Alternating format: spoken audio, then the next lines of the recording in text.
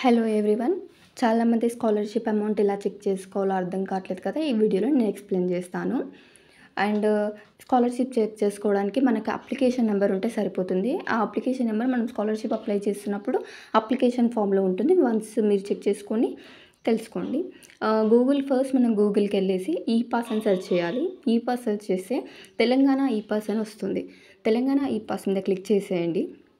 Telangana epass మీద click చేసిన తర్వాత మనకి post matric scholarship or pre matric scholarship అని 2 ఉంటాయి.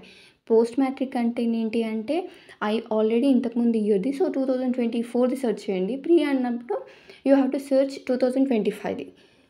సో, నేనిక్కడ ప్రీ మ్యాట్రిక్స్ అని చూసుకోకుండా పోస్ట్ మ్యాట్రిక్ స్కాలర్‌షిప్ అని క్లిక్ చేశాను. అక్కడ సైట్‌కి మనకి నో యువర్ అప్లికేషన్ స్టేటస్ అని ఉంటుంది. అక్కడ క్లిక్ చేయండి. అక్కడ క్లిక్ చేసిన తర్వాత మనకి అప్లికేషన్ నెంబర్ ఎంటర్ చేయమని చూపిస్తుంది. అప్లికేషన్ నెంబర్ ఇంతకుముందు నేను చెప్పాను కదా! అప్లికేషన్ నెంబర్ మనకు అప్లికేషన్ ఫామ్‌లో ఉంటుంది. ఆ నెంబర్ తీసుకొచ్చి ఇక్కడ ఎంటర్ చేయండి. ఎంటర్ చేసిన తర్వాత గెట్ స్టేటస్ అని ఉంటుంది. అక్కడ క్లిక్ చేస్తే మీ స్కాలర్‌షిప్ యొక్క డీటెయిల్స్ వస్తూ ఉంటాయి. సో, అక్కడ మనకి 0 అమౌంట్ చూపించింది అంటే ఇంకా ఆ అమౌంట్ మనకి ఇంకా రిలీజ్ కాలేదు అని అర్థం. సైట్